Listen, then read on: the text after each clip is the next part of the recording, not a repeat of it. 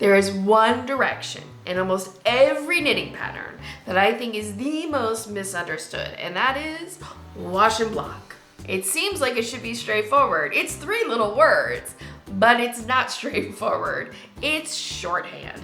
It's shorthand for wash the item and then finish it with the appropriate technique so that it'll dry and you'll get the result that you want. You could pin block it, you can lay it flat and shape, you can pin and spray, you can steam block. You gotta just figure out what it is that you wanna do. Good luck.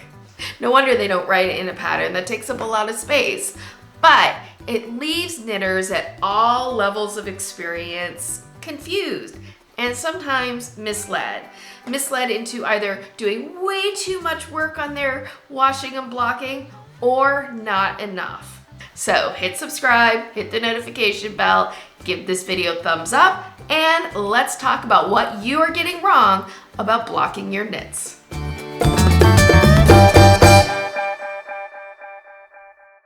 Hello fellow yarn wranglers, welcome back to my channel. If you are new here, my name is Carrie Craft Geek, and this is where I talk about making pretty things with pretty string, often with 2 sticks, usually with 2 sticks, let's be honest. I just decided right now that I'm actually going to turn this into a little bit of a knit with me, because this is going to be a little bit of a chattier video. So today, the project that I'm working on is this triangle shawl that is called Twilight Disco by Lavish Design. She's one of my favorite shawl designers. Right now I'm in this color block section, and then it's going to start this mosaic pattern. This is the yarn that I'm pairing this with, so this is going to be my contrasting color. I am so excited for this. I just love this yarn so much. So I'm super, super excited. I will, of course, leave a link to this pattern and other patterns that you might see in today's video down in the description box. Also down in the description box, you will find links to various videos and other materials that I think are helpful from today's video. Some of these will have clearly marked affiliate links, so if you click on one of those links to do some shopping, I might earn a small commission, and this really does help support my channel. It helps me buy materials for review, for demonstration, hopefully upgrade, update my equipment and surroundings so that I can hopefully keep delivering to you great videos on knitting, this craft we love so much. All right, with all that said, let's dive in and start talking about, well, blocking.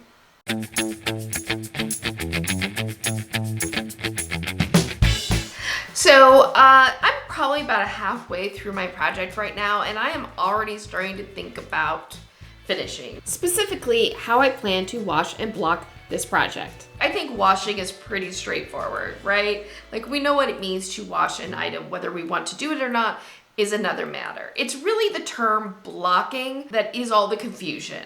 And the reason for that is because there really isn't a firm definition. What I mean when I say I'm going to block something may not have the same meaning or connotation as it does to somebody else.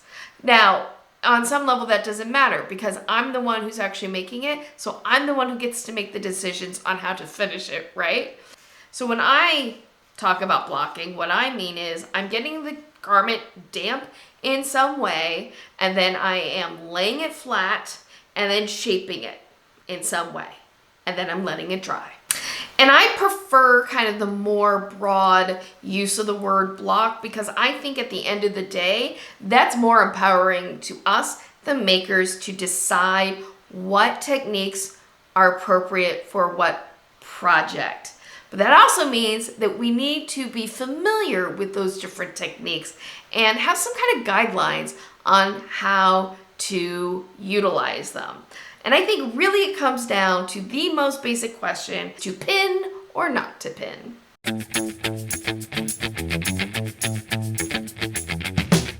I think what most people get wrong about blocking, the number one thing, is thinking that blocking always requires pins. And in fact, it's the opposite. Unless you really need to beat your fabric into submission, like with lace, pins aren't doing anything extra except adding to your time and work.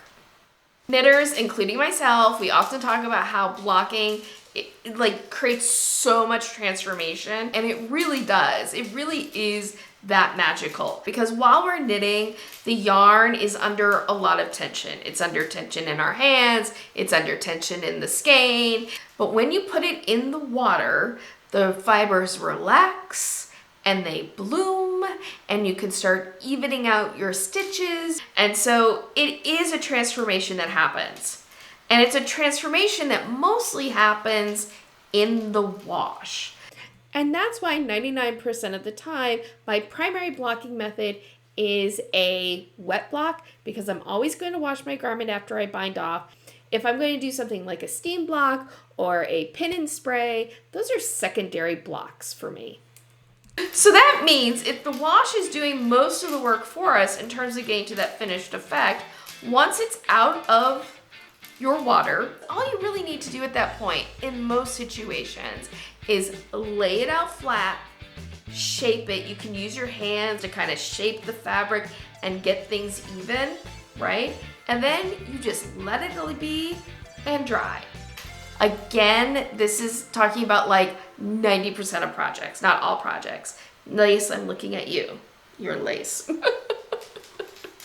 But like I said, 90% of the time with my items, that is what I'm doing to finish them.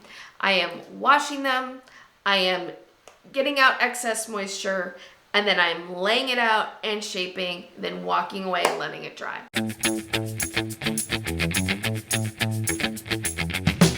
So when to skip pin blocking? Well, like I said, 90% of the time, but specifically when I won't even bother with pin blocking.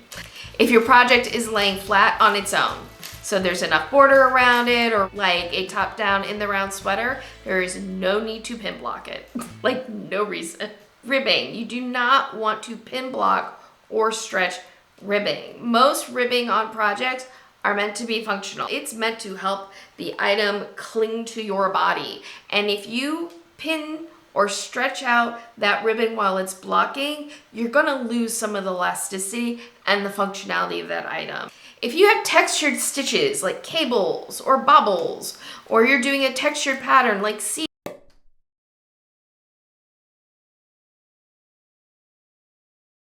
stitch, you really want to try to avoid doing an aggressive pin block. See this texture? If I do an aggressive pin block with this and I stretch this out, I might start losing some of that texture, right? When you stretch and you pin, it flattens out your stitches. If it's cables, it's going to flatten out the cables. And in fact, this is what happened to me in the video that I referenced earlier. I did a pin block in a textured portion of the pattern, and I kind of regretted it because it did take away from the texture of the stitch pattern. So yeah, if you're gonna have to pin block to try to get things squared off, it really needs to be very minimal. Like, you don't want to have to be flattening out your cables or your other textured stitches. Again, these are rules of thumbs. There's always exceptions, and this is where you, the knitter, have to make some judgment calls. And frankly, you might have to learn through trial and error. Like that, nothing beats experience like experience. However, you don't always have to go through trial and error and try things out with your actual project. This is where gauge swatching can be such a great tool in your toolbox, because when you do a gauge swatch for a project, it is also an opportunity to try out how you want to finish the item with washing and with the blocking process. So that's one of the reasons, especially for something large like a sweater, I really encourage people to gauge swatch, because it's going to give you that chance to test out how you want to finish your piece. To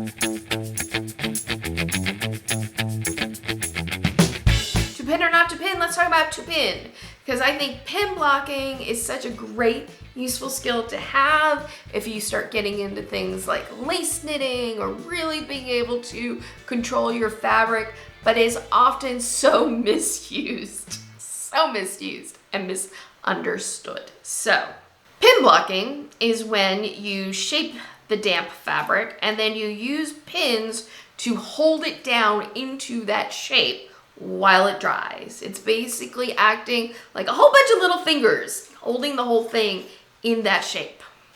But here's the thing about pin blocking. You usually have to stretch the fabric to some degree. And if you don't need to stretch the fabric, there's absolutely no reason to pin block. But you need to stretch the fabric to some degree.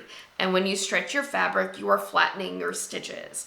And so, if you don't want your fabric to look flattened or you want to keep some raised texture, like pin blocking can do more harm than good. The other thing about pin blocking is how much you're going to be able to stretch the fabric is going to depend on a combination of factors, including the stitch pattern, the fiber in your yarn, and your own courage. Like how aggressively you want to work at stretching and pinning that fabric down. Pin blocking, it takes some stamina. It is work. Like when I am pin blocking, I am usually on my hands and knees on the floor with the item down and on mats, and just like every quarter, half inch, I am placing a pin. It is a time-consuming process. If I'm pin blocking out a lace shawl, I know I'm going to be in this craft room on the floor for at least an hour, usually more. But that being said, when I get the finished results from a pin blocked item that needed to be pin blocked, I mean, it is stunning. It is just stunning. So worth it. So when is the effort to pin block worth it? Well, lace knitting. That is the number one answer to that question, is lace knitting. The thing about lace is you have all these eyelets, and the way that you open up those eyelets to get that beautiful lace finish is by getting it wet, stretching it out, and pinning it down. Like pin blocking is the option to get that large, airy look that we think of when we think of lace knitting. And that's just is what it is. It's just knitting physics, and no one can beat physics, especially knitting physics. And there are people who will only pin block for lace, and that's it. Other times, however, that I might choose to pin block is if a item is curling. There are going to be people who tell you that you can't block out curling. I'm here to tell you that that is not always the case. This here is a swatch that I did for a pattern that I was making up for myself, and you'll notice there's very minimal curling on the sides. There is no curling up here at the top of my swatch. And that was through pin blocking. Sometimes it works, sometimes it doesn't work. This project here, this is a silk cotton vest that I made. This edge, this is an I-cord cast on. I could not block out the curl. I tried so many times to block out the curl and it didn't work. The way I eventually got this flat was by doing an afterthought hemmed edge. I have a whole video on that, which yes, of course, I'm gonna link up here. That's what I do. But I've got my edges here, right? And there's a little bit of curling in, but it's not much, right? I was able to block this out so there wasn't massive curling and it lays pretty flat. So it is possible sometimes. You gotta be prepared for it not to work if you're gonna try, but it's not impossible. One last time you can consider trying a pin block is if you want to try to block to size. This comes with a big caveat. I think that it's better to aim always to knit to the size that you want. That doesn't mean that after you've bound off a project that it is the size that you expect it to be, okay? That's not what that means. Because most patterns, your gauge is based on a washed and blocked gauge swatch. So what I mean knit to size means that after you wash and block, you are at the proper gauge for the project and therefore the size that you would expect. But there are times when maybe you need to block a little bit to size. Like for example, let's say you're knitting a sweater in pieces and you have sleeves, and maybe you get two sleeves that aren't exactly the same size after you're done. One's a little bit smaller, even though they're the same number of rows. It happens. You might be able, through blocking, to get that little bit of extra length to make them even. Not much. I would say you should never aim to do more than 1/4 inch. If you're trying to stretch beyond that, you're really going to be damaging, I think, your fibers and your fabric. There's going to be people who are going to vehemently disagree with me on this one, by the way, but it can be done. By the way, today's video, I'm really kind of giving an overview on blocking. It's kind of a primer on the topic, and pin blocking probably deserves its own video because it is more art and science. There are some tips and tricks to it. If you'd like me to do a video about it, let me know down in the comments below.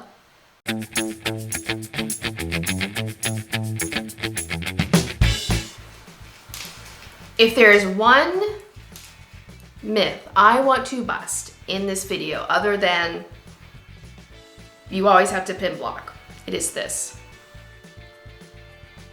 cotton and acrylic don't take a block. I see this online from some very experienced master hand knitters.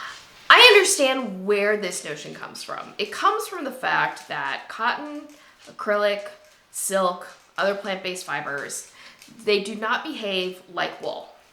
Even acrylic, which was invented and designed to mimic wool, doesn't behave exactly like wool. Nothing behaves like wool except wool, and that's just what it is. And so because the results that you get from blocking non-wool based fibers is different than what you get with wool, people will then say, well, those fibers just don't take a block. I don't like to think of it that way because I think all fibers benefit from some kind of blocking technique. I think what it is with plant-based fibers, silk, and acrylic is that the amount of transformation that you can get from a wash and block is narrower than what you can get from wool. That doesn't mean that it doesn't take a block. Also, some fibers respond better to different blocking techniques. Acrylic, for example, loves a steam block. If you'd like me to do a whole video on steam blocking, be happy to do it because I think it's kind of a misunderstood technique. Cotton loves a steam block. And again, if you ever have any doubts about how your blocking technique is going to work for a particular yarn and stitch pattern together, you can always test it out with a gauge swatch. But yeah, don't buy the propaganda that cotton, acrylic, other plant-based fibers don't take a block, because they absolutely do. They benefit from some kind of blocking process. It's just they're not going to behave like wool because they're not wool. Getting here to my last stitches in this section of the pattern. I'm about to start the color work section after this row. I'm very excited. I am at the end of this color block section. I know this is my last repeat of the texture section before I go into the color work.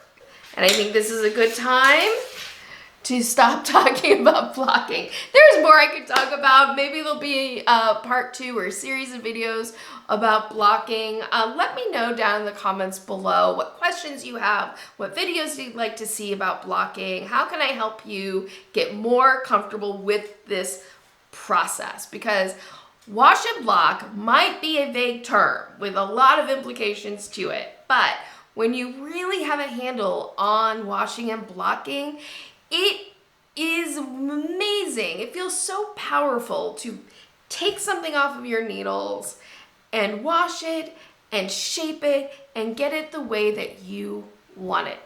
I hope that you enjoyed today's video. If so, please make sure to give it a thumbs up and share it with your other yarn wrangling friends, liking, sharing, commenting. All of these interactions tells YouTube that this was a video that you enjoyed, and they will recommend me to more knitters, which will help grow this channel so I can stay here on YouTube. So thank you for all of that support. If you'd like to take your support a little bit further, you can always choose to utilize one of my affiliate links when you're doing any of your fiber loving shopping. All of that is down in the description box. Or you can leave me a tip through Buy Me a Coffee or a YouTube Super Thanks. But of course, the free way that always is needed to support my channel is to hit subscribe. All right, that is it for me today. Thank you so much for joining me. I hope that you have a wonderful day, evening, weekend, weeknight, whenever you might be watching this. And as always, happy health and happy making. Bye.